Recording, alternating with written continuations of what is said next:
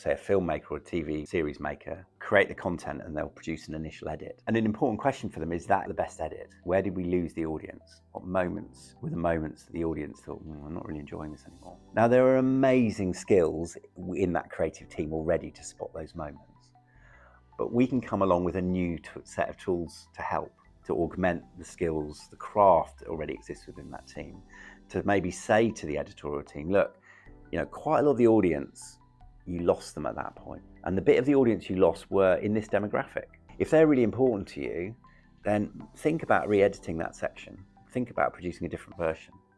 And then we've been doing sort of what we call in the wild, but actually means sort of in museums, in theatres. We've been working with Bristol Old Vic, doing some work on heart rate monitoring, and we monitored 128 people's heart rate while they're watching the play, and then look at where they synchronise within particular scenes, because you can often see heart rate synchrony when people are very immersed in content. So Bristol Old Vic discovered in the pandemic that there was kind of potentially a big appetite for filmed and live streamed theatre. This is something that the National Theatre has been doing for a while, particularly not necessarily live streamed, but recorded and putting out in cinemas.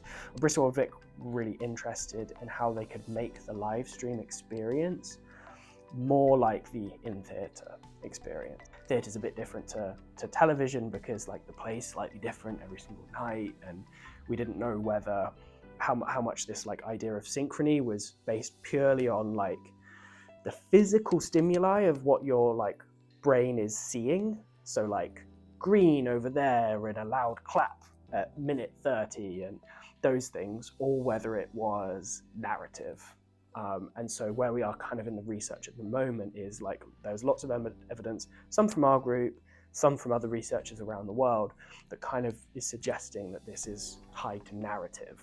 When we were looking at how they might film the content for online streaming, they were thinking very much about the fact that there's a certain demographic that goes to the Old Vic, and they're hoping that they might reach a broader audience by being able to make their content that's streamed to homes and cinema more appealing. We're always keen to work in collaboration with industry to develop some of these methods. So some of them can be really standalone. People hopefully will be able to take them from our review that we've done that will be online, and our toolkits, and some of them will be downloadable, and others they might want to work with us and collaborate on putting together a sort of triangulating methods for particular audiences that they want to look at.